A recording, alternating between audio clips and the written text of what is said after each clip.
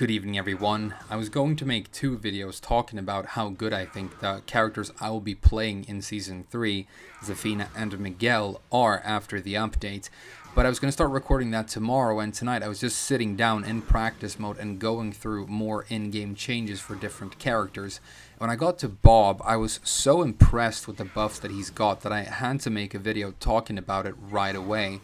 This is by far the hardest buffed character I've looked at so far, and it's one of the few characters where I think that the tier list position of the character will shift in the new season. Characters like Miguel and a lot of characters like him, they've seen some buffs and some nerfs, but they will be playing largely the same way in the new season. But with Bob, I think you are looking at a much stronger and higher tier character, and I'm going to explain why I think so in this video.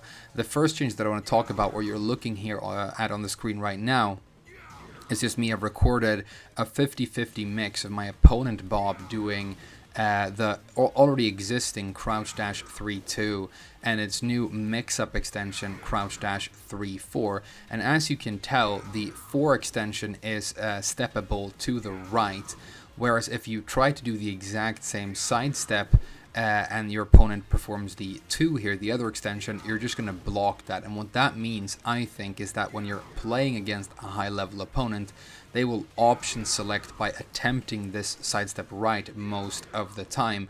And that means that when you do the 2 extension, all you're going to do is hit with this safe high and not get punished.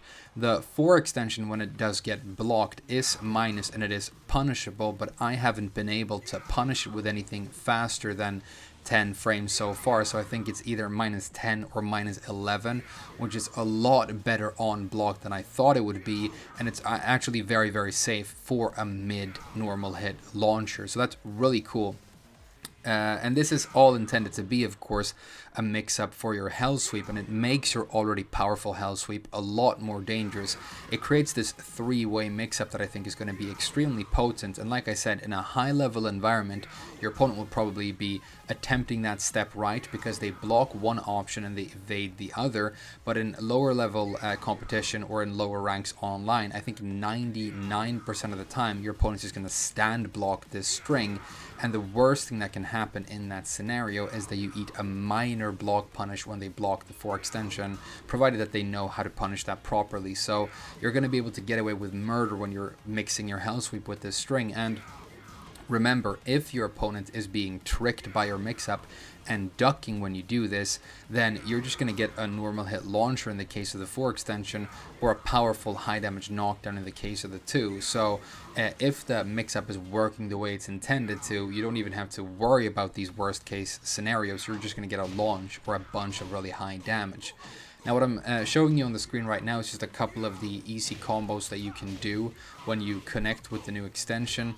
As you can tell, it's not super high damage. You're going to get somewhere between 55 and 60, but that's still really powerful, and that's obviously going to be even more if you're able to convert this to the wall. But I think a little bit of damage being sacrificed for the extreme amount of safety that you're seeing here is really impressive. So your Hell Sweep is stronger, and this mix-up is really quite powerful as well. So this is a major buff to the character.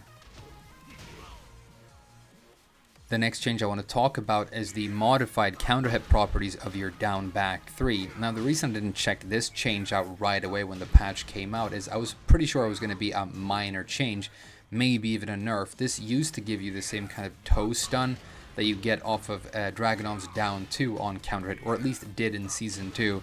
I haven't checked that move out in Season 3. I don't know if it does the same thing. So I was prepared for that stun to be removed and for the move to actually be nerfed.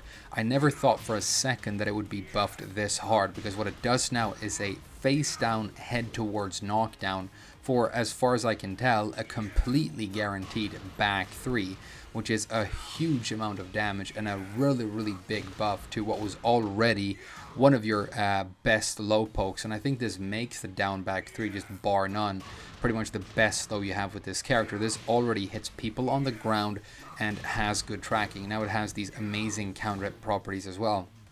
Granted, it's not super fast, it doesn't have high crush, but Bob was already kind of weak for lows outside of the Hell Sweep, but now that he has this, you're working with an amazing low poke that you can harass people with from a range. You can hit them with this for Oki. It's just a really good move and a major buff to this low. Let's also quickly talk about the big buffs to your 443+4, which is the double wheel kick that you're seeing me perform right here. This was already a good move in Season 2 that I like to use a lot, but it was neglected by a lot of Bob players. I think it's going to see more usage because it's even better now. So what it does is, it's a double mid that puts your opponent on the ground and gives you a completely guaranteed back 3 for really big damage. This was already safe in Season 2, but they brought it down all the way to ±0 in Season 3, meaning that this move is very low risk, but very high potential reward. And that is something that can be said of the best moves in this game, in my opinion. The other buffs it got is slightly more damage and a more consistent hitbox, so it's amazing right now. And I think this is a big buff to specifically your Oki game. Just think about the different ways your opponent can get off the ground in this game. If they stay down there, the second hit of this string will clip them for a little bit of damage. If they get up crouching, which I think they will more in the new season because of the buffs to your lows with Bob, you will spike them to the ground and get that guaranteed back 3. If they get up stand blocking, you're ±0, so you've lost nothing. You can keep on attacking if you feel like it, or maybe even set up a cheeky counter hit. And because you have built-in low crush in the move, you're going to go over get up 3 as well. So it's amazing for Oki and a big buff to the character overall. If this was not already in your repertoire with Bob, then I definitely suggest you try and implement it into your gameplay in the new season, because this is extremely low risk, but you can get big damage for connecting with it. Another change that I'm very excited about is the improved counter hit qualities of Ford 3. I speculated a little bit in my patch note video about this maybe becoming a full counter hit launcher. I thought that was maybe realistic, but probably very optimistic, because it would obviously be very good. Turns out it's exactly what happened, and you can see me connect with it here on counter hit into a 95 damage combo easy using the wall. It's not a wonky stun where you have to do like a weird combo or something. You can go straight into your normal bread and butters. It's a nice clean crumple over stun, and you get really high damage. This move was already amazing in terms of all its other properties. It's mid, it's safe, it's long range, and it's got low crush, and so again it makes it a very low risk but very potential high reward kind of move. You can use this for Oki, you can use it to close the gap.